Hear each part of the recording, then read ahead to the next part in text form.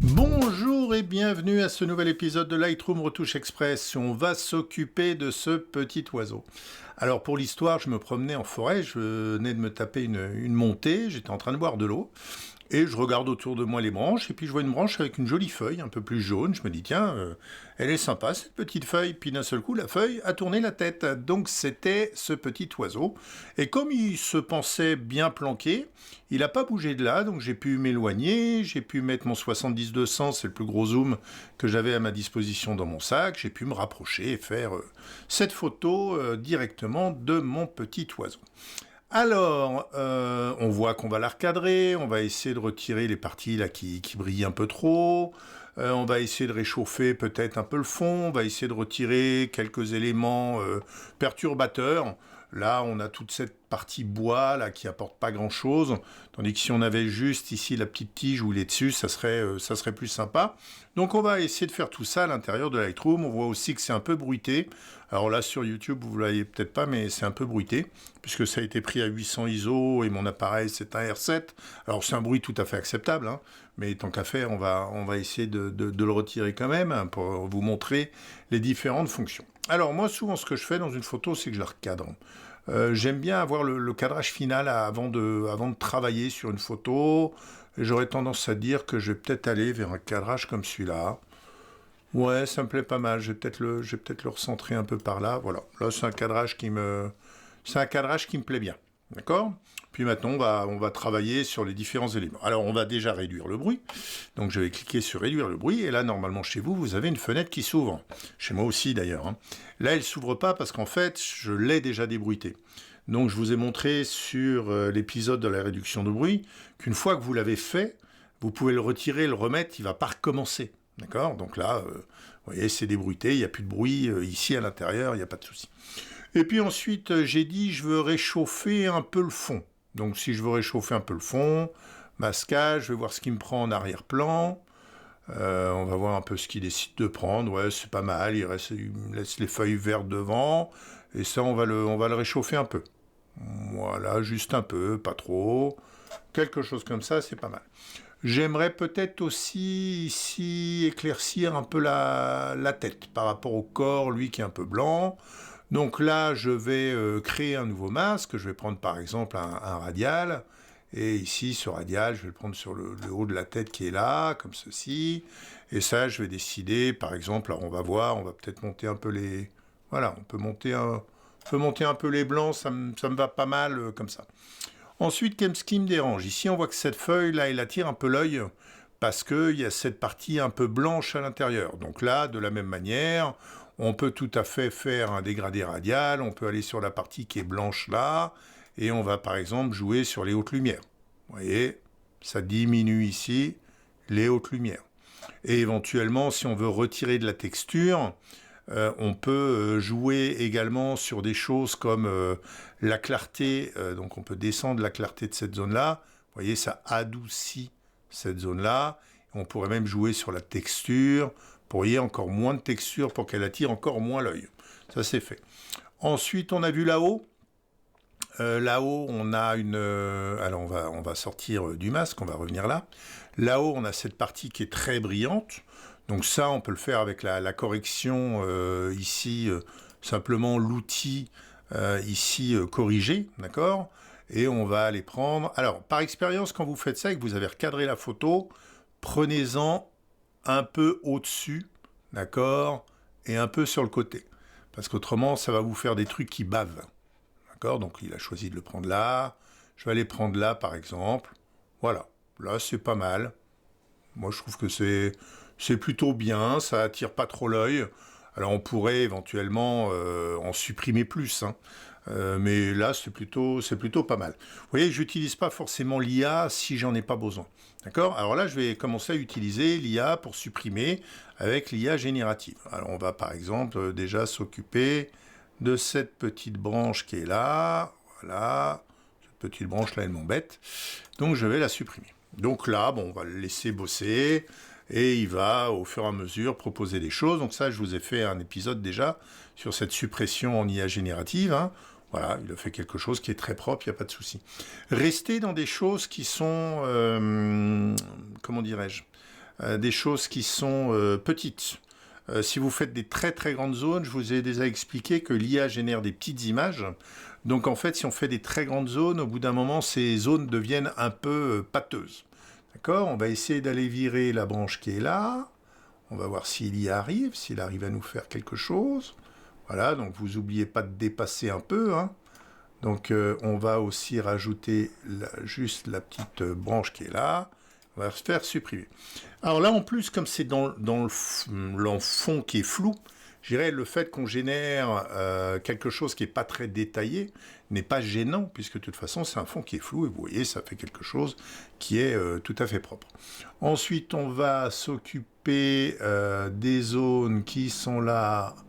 On va voir, est-ce qu'on le fait en plusieurs fois? Est-ce qu'on le fait en une seule fois? Je vais essayer d'aller par là. Voilà, on dépasse toujours un peu, hein, pour qu'il puisse faire quelque chose d'un peu plus propre. On va prendre cette zone-là et on va la supprimer. Donc vous voyez, c'est pas bien long, hein, mais l'avantage, c'est qu'on n'est plus obligé d'aller dans Photoshop. Maintenant, c'est des choses... Ça, c'est peut-être un peu trop verdâtre là-haut. Ouais, il m'a proposé ça, ou il m'a proposé ça, plus court. J'aurais tendance à dire que... Non, finalement, c'est le premier qui est le mieux. Très bien. Ensuite, il me reste encore... Alors, celle-là, je vais la laisser, hein, parce que c'est une branche qui part de l'arbre. Elle me plaît bien. Ensuite, il y a un peu les zones ici qui me déplaisent. Donc, on va aller voir ce qui serait capable de nous faire ici, sur cette partie-là. Et on va lui prendre ici la petite zone qui est là. De la même manière, supprimer. Donc vous voyez, comme ça, au fur et à mesure, c'est bien, j'ai des notifications Instagram formidables. Il me retire ça au fur et à mesure. Ça, c'est pas mal. C'est pas mal, on y croit. Voyons voir le deuxième. Ouais, c'est pas mal aussi. Ouais, celui-là, j'aime moins à cause du petit truc qui est là. Donc là, je vais... J'aime bien le premier avec la... Bref, je sais pas. Ouais, je vais peut-être prendre le deuxième. D'accord? Et ensuite, il me reste celle-là, ici, que j'aimerais supprimer. Voilà. Ici. On va voir ce qu'il est capable de me faire. Et supprimer.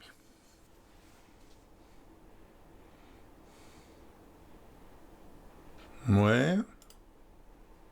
Voilà, ça c'est mieux parce qu'il a agrandi un peu la queue, tandis que là, il l'a laissé à une taille normale.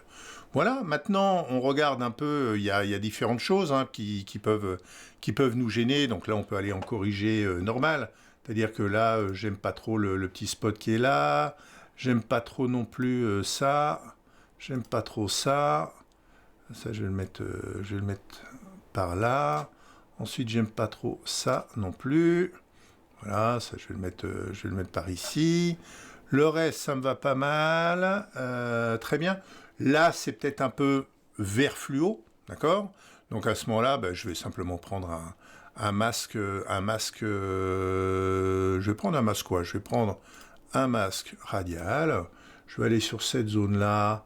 Et je vais par exemple lui dire, je retire un peu de saturation. Voilà, pour que ce soit un peu moins fluo. Voilà. Puis j'ai mon petit oiseau qui est là. Éventuellement, je peux lui rajouter un peu de vignettage. Alors, on retourne dans les réglages standards ici. Je lui rajoute un peu de vignettage. Mon vignettage, il est par là. Donc, je rajoute un peu de vignettage comme ça pour que, vous voyez, ça ressorte un peu plus sur lui comme ça. Comme ça, ça me va pas mal. Je vais aussi éventuellement rajouter un peu de netteté ici. Quantité, voilà, pour que les poils ici ressortent bien. Éventuellement, dans la réduction du bruit, je vais regarder pour pas en mettre trop, d'accord? Là, il est visible. Alors là, vous le voyez peut-être pas, mais j'aurais tendance à dire que vers 30, là, vers 30, il est très bien. Voilà. Et j'ai mon petit oiseau qui est terminé. Et je ne suis pas allé dans Photoshop et j'ai une image tout à fait crédible qui a été nettoyée de 2 ou 3 petites choses. Alors ensuite, les puristes vont vous dire « Ouais, mais on ne nettoie pas, elles sont là, il fallait bouger autrement. » Oui, mais avec un 70-200, j'étais déjà bien calme, pour qu'il ne bouge pas trop. Mais c'est pour vous montrer que maintenant, on peut faire des choses tout à fait correctes à l'intérieur de Lightroom. Éventuellement, si je devais encore faire quelque chose là-dessus, je retournerai ici juste pour corriger ce petit truc-là, qui est je ne sais pas quoi, mais il me va très bien. Et ce que vous pouvez faire aussi, si ça vous amuse, vous pouvez aussi vous amuser à flouter les feuilles qui sont là, d'accord, pour qu'elles soient moins nettes. C'est aussi quelque chose qui serait faisable. Et on a aussi ici, on a une espèce de petit truc blanc là. On a une espèce de petit truc blanc, voilà, je suis allé prendre à côté, voilà, pour que je ne l'ai plus, ce petit truc blanc. Voilà, là, hop, on revient par là, là on est bien. Et ça, vous pourriez le flouter avec simplement un radial. Alors, le floutage à l'intérieur de Lightroom, alors vous avez le floutage artificiel que vous avez que vous avez ici, mais ça j'utilise très très peu. Il est là, voilà. Appliquer un niveau de flou, alors on peut toujours tester, voir ce que ça donne. Je vais essayer de le faire, mais généralement j'aime pas le résultat au bord de ces trucs-là. Je suis pas un grand fan ici. Je trouve que c'est trop lissé. Là, il y a un petit poil qui devrait dépasser et il est plus là. Donc celui-là, je l'utilise vraiment. Vous voyez, le petit poil, il est revenu là. Je l'utilise vraiment très, très rarement. Mais si vous voulez mettre un peu de flou sur un endroit, vous pouvez tout à fait faire ça à nouveau avec un dégradé radial. Et vous prenez la zone qui vous intéresse. On va dire que la zone qui m'intéresse, ça va être celle-là. On va agrandir un peu comme ça. Voilà. Et là, vous avez la possibilité, d'accord, de changer un peu. Alors, voilà, ici, vous avez... alors, c'est dans les détails, voilà, c'est dans la netteté. Et vous pouvez décider de mettre moins net. Donc, vous voyez, plus net, moins net. Ça rajoute juste un peu de flou ici, ce qui fait que l'œil est moins attiré par cette zone. Et une fois de plus, si vous voulez avoir moins de texture et moins de contraste sur ces trucs-là, vous pouvez aussi jouer sur la clarté que vous diminuez. Vous voyez, on diminue la clarté et on peut aussi diminuer un peu la texture. Donc cette zone-là est devenue moins importante, donc votre œil va moins aller dessus. Alors un petit avant-après, donc avant à gauche, après à droite, ça reste le même petit oiseau. J'aurais tendance à dire que la chose qui peut être discutable, c'est la partie ici sur la queue qui a été rajoutée. Est-ce qu'elle est vraiment comme ça sur cet oiseau? J'en sais rien. D'ailleurs, je ne sais pas du tout ce que c'est comme oiseau. Je sais juste que c'est un petit oiseau québécois. Pour moi, tous les oiseaux en forêt, ça s'appelle des puits-de des bois, éventuellement vulgus, mais ça s'arrête là. Donc voilà, j'espère que ça vous a plu. Ça vous montre maintenant qu'on peut quand même aller vachement loin avec Lightroom. On peut faire quand même beaucoup de choses sans être obligé de partir à l'intérieur de Photoshop. Voilà, merci, au revoir.